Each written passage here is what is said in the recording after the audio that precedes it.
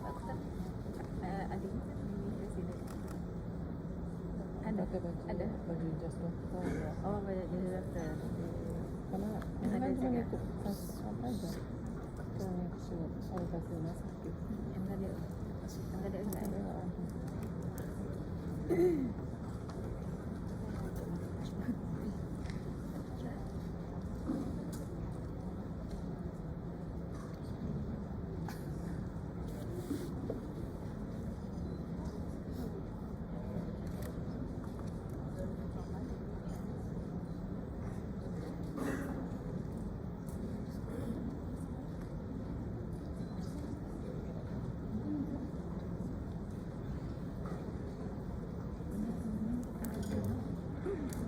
Rekamannya nanti Telegram ya. Nanti potong-potong. Ya, yang satu lagi itu karena nyambung kan. Itu mikir. Assalamualaikum warahmatullahi wabarakatuh. Salam sejahtera bagi kita semua. Saya mendapat topik tentang yang agak sulit ya, jadi peran dari USG dalam hal menentukan apakah ada infeksi, faktor infeksi dari IUCR. Jadi sebetulnya nanti secara nggak langsung akan timbul pertanyaannya bagaimana cara tata laksananya. Jadi saya akan bergabung dari beberapa keadaan, yaitu infeksi dan pernapasan. Saya lewati karena ini tadi sudah banyak yang dibicarakan. Nah, ini adalah kesepakatan yang tadi kata Dr. Rima ya, yang diambil dari Vigo. Jadi kalau kita lihat di Vigo, yang ini adalah tahun 2021, ya, ini dari Vigo, dan ini adalah yang kita pakai. Jadi kalau kita lihat marker yang kita pakai itu adalah yang kita ukur itu dua, yaitu biometri dan growth, serta ada hasil Doppler. Jadi Doppler bisa dilihat ya, Dok. Dopplernya itu meliputi arteri uterina, umbilical, kemudian ada CPR. CPR berarti kita butuh cerebromedia dan arteri umbilical. Yang sejak saat ini mungkin para sejawat harus mulai membiasakan. Ini adalah grafik yang tadi sudah ditampilkan oleh Dr. Amanda. Yang sebelah kiri adalah Tokyo, yang sebelah kanan adalah punya Dr. Arya. Yang satu adalah yang AC ataupun berat di bawah dari 3 persentil itu yang untuk early, yang sedangkan yang 10 persentil adalah yang untuk late. Saya pribadi tidak menggunakan OSD, tapi saya menggunakan fetal chart yang kiri, sedangkan yang kanan itu sekarang oleh Dr. Arya. Itu karena seperti tadi dari Dr. Arya kan sudah disampaikan ya, karena ini menggunakan HC. HC itu menggambarkan laju tubuhnya kepala yang isinya otak ya. Sedangkan kalau AC itu yang menunjukkan laju pertumbuhan perut yang isinya hepar. Ya. Sedangkan kalau panjang femur ini adalah menunjukkan suatu laju pertumbuhan tinggi. Dan jujur kalau kita lihat, maka penelitian yang dilakukan untuk offspring atau keturunan paternal ini biasanya mempengaruhi tinggi, sedangkan maternal biasanya dari berat ya. Jadi 2-3 komponen ini akhirnya menjadi berat. Dan saya pribadi menggunakan fetal chart itu secara manual karena ada pembandingan dengan kasus yang kita tangani. Jadi misalnya pasien itu sudah pernah punya anak sebelumnya, maka kita bisa plotting itu lahirnya berapa, di berapa minggu, setidaknya kita bisa beri jawaban. Yang karena kita orang feto maternal, jadi yang sering ditanya adalah, dok, apakah anak saya akan sama seperti anak sebelumnya? Itu jawaban yang paling sulit untuk kita jawab. Maka dengan plotting ini akan lebih mudah. Kalau itu ICR-nya faktor apapun, ternyata fetal growth-nya itu berbeda dengan anak pertama, maka kita bisa berikan jawaban. Yang repot kalau ternyata persentilnya sama dengan anak yang pertama yang mempunyai KTD tadi, yaitu ICR ataupun berat badannya rendah. Nah itu maka kita faktor genetik itu mesti ada tanya ya, kalau saya punya saran, tadi kan dokter Rima mengatakan faktor genetik itu tidak bisa diubah, betul. Tapi faktor genetik itu bisa memberikan petunjuk pada kita. Misalnya tinggi bapaknya berapa ya? Saya beberapa kali melakukan suatu menebak ya, tinggi badan bapaknya misalnya 170 tuh kalau persentilnya tinggi femurnya di 90-an gitu. Ya kita tebak-tebakan aja. Ya bisa betul, bisa salah, tapi paling nggak bisa memberikan jawaban. Potensi tumbuh memanjangnya dari bapaknya dimiliki oleh si janin.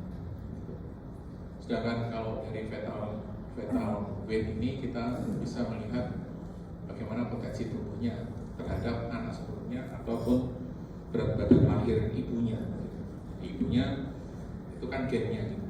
Jadi faktor gen yang kata dari dokter Rima yang mengatakan tidak bisa dimodifikasi, itu saya gunakan sebagai justru untuk mengatakan apakah potensi tumbuh dari si janin itu sama seperti ibunya dulu.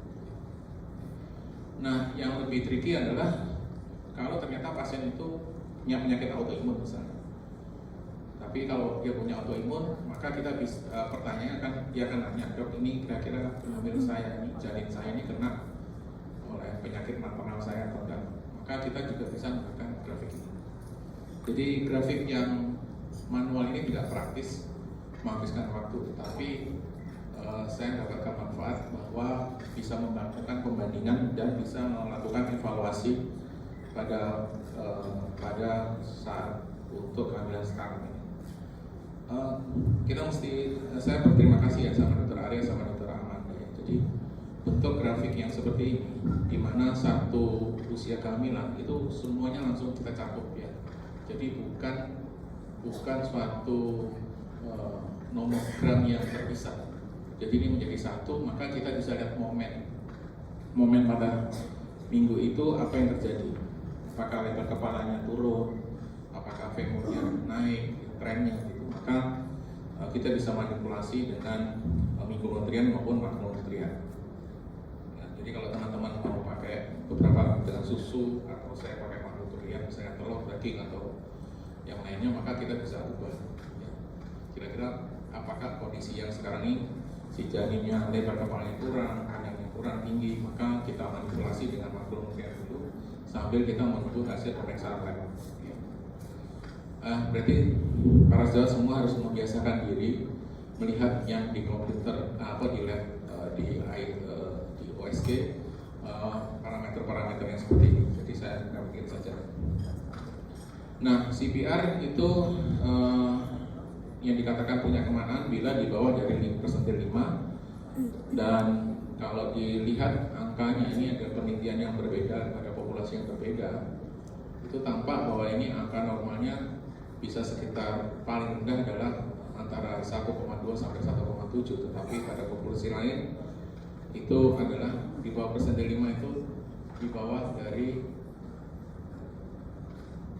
CPR-nya adalah di sekitar 0,9, 0,8. Jadi artinya mestinya kita harus mempunyai nomogram untuk populasi kita sendiri sebetulnya berapa, karena range-nya besar sekali. Saya lewatkan karena ini sudah disebutkan. Nah, berapa banyak sih kemungkinan IVR itu disebabkan oleh infeksi? Yaitu sekitar 5-15%, tidak banyak. Dan itu kita lewatkan, tadi sudah dilakukan. Nah, bagaimana protokolnya? Misalnya kita temukan pasien dengan suatu rutin, maka masukkan apakah ini termasuk yang high risk atau yang low risk. Jadi ini kalau pada jurnal ini membedakan pada kondisi tidak bisa limited resource sama yang tidak limited resource. Jadi yang kita diharapkan sudah harus bisa menentukan dengan dokter. Sedangkan genetik kita masih belum, dan kalau memang kita curigai suatu varian bawaan, maka biasanya disarankan untuk amniocentesis, dan ini juga masih belum populer di tempat kita. Nah, bagaimana monitor? Maka fetal birth itu dimonitor setiap 2-3 minggu. Jadi kita lihat 2-3 minggu, terus apa aja yang kita dapatkan. Jadi kita menentukan dulu. Saya tadi sudah dihukumkan oleh Dr. Arya ya, tentang bagaimana menentukan dulu taksiran persalinan berdasarkan yang jelas, gestational age-nya itu harus jelas. Tadi sudah sama, tadi dokter ini sudah. Nah, mengapa karakteristik dari infeksi itu merupakan simetrik? Ya, jadi simetrik karena pada waktu terjadi infeksi maka semua fase pada waktu pertumbuhan itu dalam keadaan semua terkena pada semua sel di semua organ. Jadi itu akan menyebabkan dia simetrik. Ya. Sekarang kita lihat apa aja yang terkena dengan berbagai macam penyebab. Penyebabnya ini mulai dari CMV yang paling banyak, kemudian sampai toxo dan lain-lainnya. Kemudian yang terjadi adalah mulai terjadi kegagalan pada kehamilan pada RPL pada trimester pertama dan hidros pada non imun, kemudian dan seterusnya. Jadi pada dasarnya semua organ hampir bisa terkena. Apakah jadi hampir seperti sindrom? Ya, jadi kita tidak bisa menemukan. Jadi USG itu hanya untuk menemukan, kalau kita lakukan pemeriksaan USG kita menemukan, maka kita harus berpikir mungkin faktor infeksi ada, maka kita harus lanjutkan dengan pemeriksaan berikutnya, baik itu invasif yang CVS sampai pada amniocentesis dan pemeriksaan lab yaitu serologi. Dan yang kita bicarakan. Nah, sekarang mana yang paling terduga yang paling banyak? Paling banyak adalah CMV. Dengan sangat misal itu kita menggunakan datanya Amerika. Mengapa kita nggak punya data ya? Jadi angka kelahiran Amerika juga bersama di Indonesia ya, itu sekitar 5 juta per tahun. Jadi kalau kita katakan itu angkanya sebetulnya kecil, ya, tetapi pasti pasien akan bertanya apa yang terjadi pada anak saya, janin saya, kemudian penyebabnya kira-kira apa? Ya, tidak semuanya infeksi, jadi hanya 5-15%. Maka kita harus lanjutkan. Untuk CMV ini yang paling penting adalah saya katakan paling banyak adalah bisa menyebabkan kelainan mental retardasi dan gangguan pada neuro perkembangan saraf.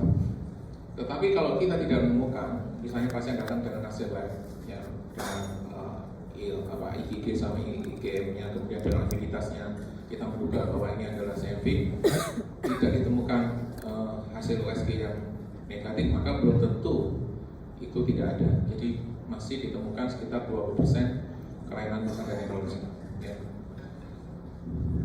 Dan bisa menyebabkan ketulian sekitar 10%. Nah, tetapi berapa besar besaran dari CMV menyebabkan kelainan bawaan? Tidak besar, Pak. Ya, cuma tadi 40.000 dibanding 5 juta. Jadi sekitar 40 dibanding 5.000. Jadi sekitar 1/800.000 ya, 1/800 ya. Ya. Jadi kurang dari 1%. Ya. Nah, sehingga sedangkan dia berkembang adalah di plasenta. Sehingga tipe yang terjadi itu adalah sama seperti tipe faktor plasenta yang menyebabkan dari CMV tersebut. Jadi, nah, setiap infeksi itu mikroorganisme itu akan mempunyai kegemaran untuk nangkring di organ tertentu. Nah, untuk CMV itu sukanya di ginjal. Ya. Dan obat-obatannya itu kalau kita pakai adalah obatan yang memang targetnya ke arah ginjal dan beberapa bersifat nefrotoksin. Ya. Jadi ini adalah patofisiologinya. Ya. Jadi kalau kita lihat sekuelnya dari 5-15 tadi yang menjadi sekuel adalah sekitar 15-25%. Ya, ini adalah tipe dari penyakit infeksinya, saya lewatkan saja. Nah, jadi nasib masyarakat kita ya, upper class sama lower class itu beda ya. Pada waktu income-nya itu berbeda, maka tingkat infeksinya pada yang bersifat low itu lebih tinggi dibandingkan yang upper. Saya lewatkan. Nah, ini jadi berapa banyak sih sindrom dari yang hearing loss itu adalah sekitar 5.400 dari 5 juta. Jadi kalau Amerika itu angkanya persalinannya 4 jutaan, jadi sekitar 5.000 dibagi 4 juta. Nah, ini adalah gambaran pada waktu setelah lahir. Nah, apa yang kita bisa lihat sebagian besar dari pasien yang datang itu tidak ada suatu asimptomatik ya, dan beberapa gejala itu tidak jelas ya, jadi flu-like syndrome ya. Jadi kita tidak bisa menduga, hanya pada waktu kita USG kita temukan. Saya lewatkan, kemudian nih pada pemeriksaan lab, maka yang kita lihat bahwa kita harus apabila IgM-nya positif, maka kita lakukan pemeriksaan IgG-nya, aviditas ya dok ya. Jadi dari aviditas ini maka kita bisa tahu kapan kira-kira onset pada waktu infeksi. Ya. Nah, seberapa besar severity dari suatu kelainan itu harus dilakukan pemeriksaan PCR. Bila ditemukan genomnya di bawah 100.000 dan di atas 100.000 mempunyai severitas yang berbeda. Jadi kalau misalnya ditanya dok seberapa besar dampak pada janin saya, mau nggak mau kita melakukan amniocentesis dan PCR untuk bisa mengatakan berapa besar. Nah, biasanya bagaimana kita melakukan counseling pada pasien seperti ini? Biasanya kita akan minta untuk PCR, kemudian apakah kalau terbukti maka kita bisa kasihkan obat, tetapi dampaknya dilakukan setelah evaluasi postnatal. Saya melewatkan saja dok, karena contoh dari USG-nya tadi sudah disampaikan. Ini contohnya dok ya. Ini adalah penebalan plasenta, kemudian placentomegaly, kemudian ditemukan juga periventricular adhesion ya dok, bersama ekogenitas yang meningkat. Gitu. Nah ini juga placentomegaly dan dokter bisa lihat ada beberapa klasifikasi. Ya. Dan ini tidak hanya spesifik, jadi bisa juga oleh mikroorganisme lain. Dan bisa juga efusi perikardial. Ini dokter bisa lihat di efusi perikardial. Ya. Dan juga dokter bisa lihat VSD. Ya. Kemudian kita lewatkan. Nah untuk prevensinya, ini adalah pemberian hiperimun tapi kita nggak ada dan tidak ada vaksin. Nah CMV biasanya ditemukan untuk pasien-pasien yang donor organ gitu. Jadi sampai saat ini kita belum banyak untuk pemberian obat antivirus. Ya. Jadi ini adalah guideline-nya sehubungan dengan bila kita menduga CMV sebagai penyebabnya. Ya. Saya lewatkan. Nah, kita yang kedua adalah rubella. Jadi yang kedua itu adalah rubella.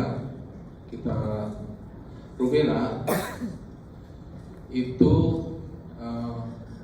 untungnya atau tidak untungnya, rubella itu program di negara kita itu ada yang disebut sebagai CRS, congenital rubella syndrome. Tetapi kita tidak mempunyai, kita mendeteksi akibatnya, tetapi tidak ada studi survei sebetulnya berapa banyak sih ibu yang akan hamil itu mempunyai IgG yang negatif. Kalau dia IgG-nya positif dok, itu otomatis dia protektif. Jadi kapan rubella itu menular transmisi vertikal? Pada waktu di bawah dari 20 minggu. Jadi kalau dokter misalnya lihat di bawah 20 minggu itu minimal dok terjadinya malformasi. Ya. Nah, apa peran USG? Jadi USG itu ternyata banyak dok. Kita bisa lihat kelainan pada mata, tapi kelainan pada audio yang sebesar 60-75% kita tidak bisa lihat. Jadi USG untuk melihat congenital rubella syndrome itu sangat sulit. Jadi ini sengaja kami kasih warna merah karena begini dok. Misalnya dokter punya pasien datang, dok anak saya tuli, sudah dibuktikan bahwa ada karena rubella misalnya, maka kita tidak bisa misalnya, dok bisa nggak dideteksi anak saya berikutnya ini kena enggak? Pertama Kalau dia sudah punya IgG-nya rubella, maka sebetulnya dia protektif Pak ibunya, jadi kita periksa IgG-nya aja. Yang kedua, apakah kita bisa melihat suatu kelainan di daerah telinga? Kita nggak bisa. Tetapi apakah ada hasil USG yang kita bisa mengkorelasikan kepada rubella? Ya, saya akan sampaikan aja dok. Ini adalah gambaran yang paling sering ditemukan pada waktu infeksi rubella, yaitu kelainan pada jantung, mikrosefal, hepatomegali, splenomegali. Hampir sama, IgR.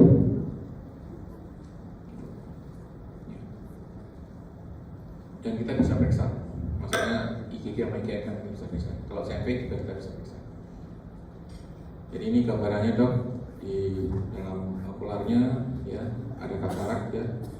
Kemudian dokter bisa lihat bentuknya lebih kecil, dan ini bukan pemeriksaan rutin yang bisa kita kerjakan. Jadi kalau kita lihat yang kalau dokter melakukan pemeriksaan okular BOD yang seperti kata dokter Arya, mungkin kita bisa lihat terbiasa. Tapi kalau dokter tidak terbiasa, maka ini akan terlewatkan. Tetapi kalau hepatomegali akan tampak ada kalsifikasi dok, ya. Dokter bisa lihat ini hiperemboid di tengah-tengah limpa, ya beberapa bintik yang lainnya. Ya, ini hiperemboid, maka itu adanya kemungkinan hepatomegali dan infeksi pada dengan rubella. Jadi yang mesti dilakukan adalah pemberian vaksin dok, ya. Dan vaksin ini saat ini masih belum menjadi program nasional kita. Jadi ya, paling gampang adalah kalau misalnya dokter punya pasien, dok saya ke gambar seperti ruang seperti maka dokter lihat dulu apakah dia di bawah dari 16 minggu atau 20 minggu. Kalau di atas 20 minggu biasanya tidak ada dampak, tapi kalau sudah di bawah maka kita hanya bisa menerima akibat pada bayi. Nah, toxon yang paling sulit, yang paling besar adalah ditemukannya hidrocephalus ya biasanya. Tapi angkanya dok itu adalah sekitar 1 di antara 10.000 dan 1 di antara 10.000. Jadi sebetulnya kecil. Toxo ini bagian dari TOX yang sangat populer dan sering dilakukan pemeriksaan, tetapi kita melakukan interpretasinya agak sulit karena dengan pertanyaan apakah anak saya itu terkena atau tidak, begitu dok. Jadi kalau kita lihat jumlah kasusnya yang di Amerika aja sekitar 1 sampai 1 per 1000 sampai 10.000, jadi sebetulnya jarang. Nah, sulit adalah ternyata pasien itu sudah punya anak, kemudian dibuktikan oleh anak dari bagian anak bahwa itu karena toxo. Nah ini kalau saya diskusi sama Prabowo, mungkin nanti saya mohon bantuannya Prabowo ya. Jadi kalau kita spesifik pada infeksi itu agak sulit. Kenapa kita tidak berpikir bagaimana meningkatkan sistem imun pada ibunya supaya dia tidak terinfeksi? Itu pikiran kita yang lebih baik kita bicara dengan prevensi. Kalau sudah kena maka kita hanya memadamkan komplikasi yang sudah terjadi.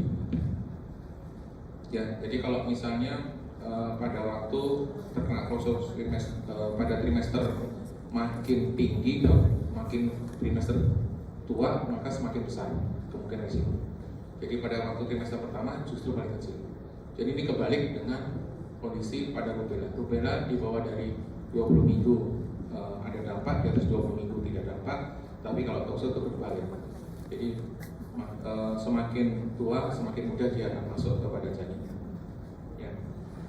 Dan pencegahannya terpaksa harus menggunakan bagaimana siklus hidup dari si toxo, dan sehingga semuanya adalah tidak boleh makan daging yang mentah dan menggunakan sarung tangan pada mengelola daging dan seterusnya dan seterusnya. Ya, kita lewati dulu dok. Nah, kalau dokter mempunyai keadaan seperti itu, maka dokter periksa IgG sama IgM-nya, kemudian dokter periksa aviditasnya. Bila aviditasnya masih rendah, maka berarti ya kejadiannya dari 3 bulan sebelumnya. Ya, jadi 3 minggu, 12 minggu.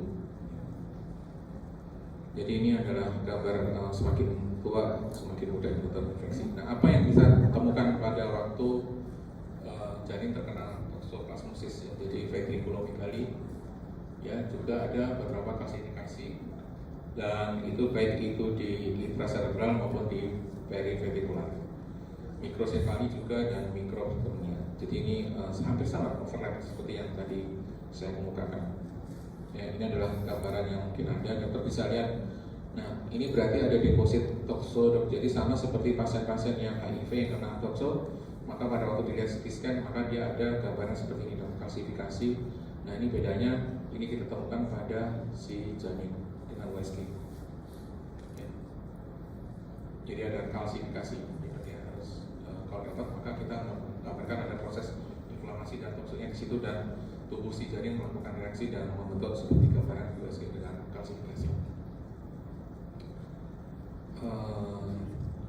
Pemberiannya obatnya biasanya piring vitamin, ya, dan spiramisin.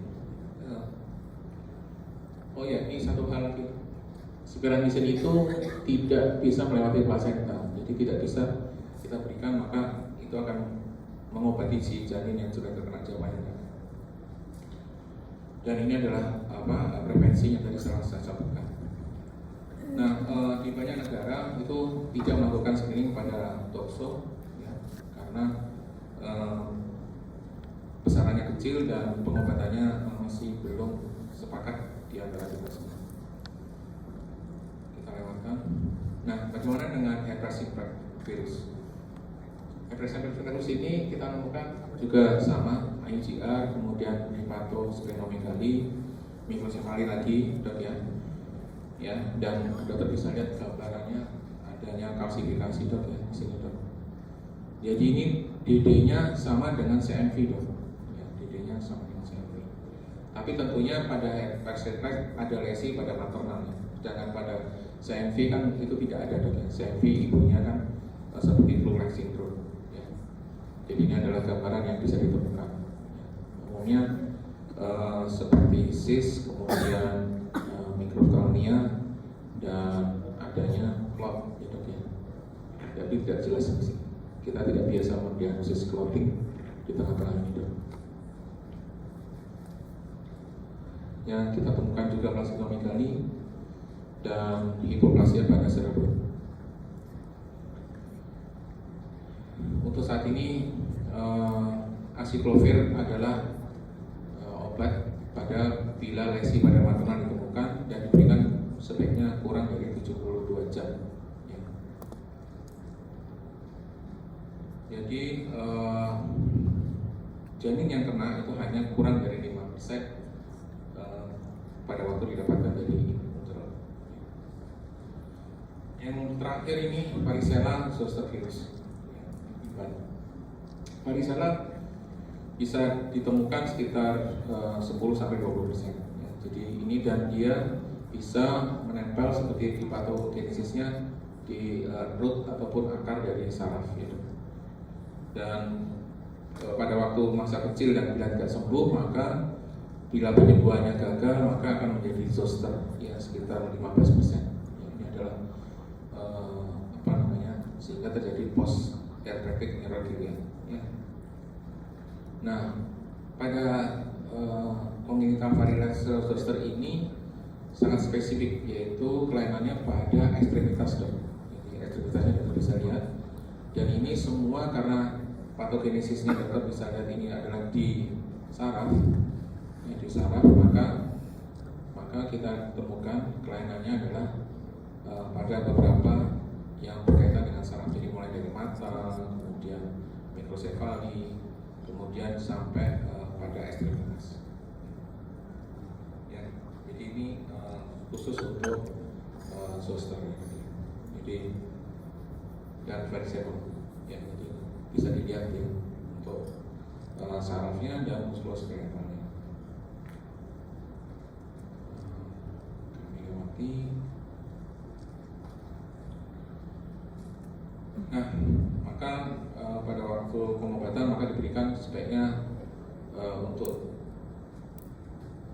IgG antibodinya itu sekitar 72 jam persen atau apakah diadain, tetapi kita biasanya pemberian obat segera setelah lesinya muncul. Itu dia.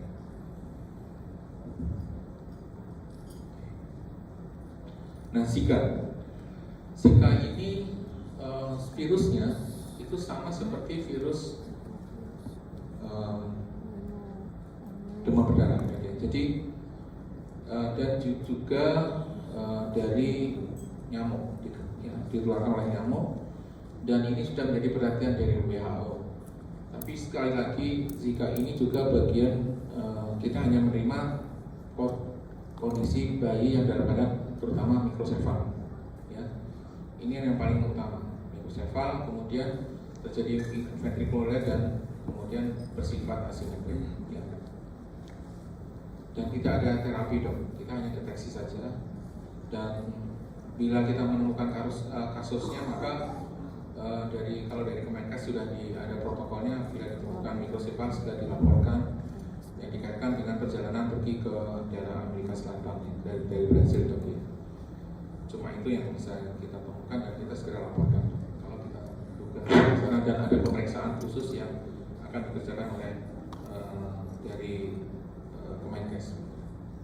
Sedangkan pada kondisi yang sangat spesifik itu adanya mikroftalmia. Jadi dokter bisa lihat di bola matanya lebih kecil dibandingkan rongga mata yang ada. Yang lain, jadi tidak ada pengobatan khusus, hanya dalam bentuk simptomatik. Ya.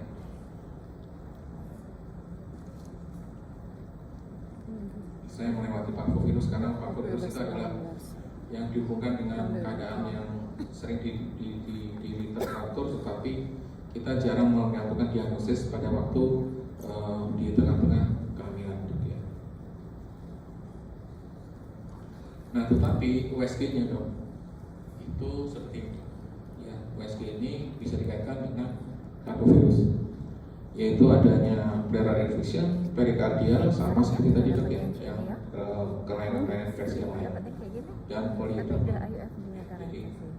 Nah, terutama untuk parvovirus, bila kita menduga adanya anemia pada si janin, jadi artinya peak systolic velocity dari arteri cerebrospinal lebih besar daripada 1,5 mm.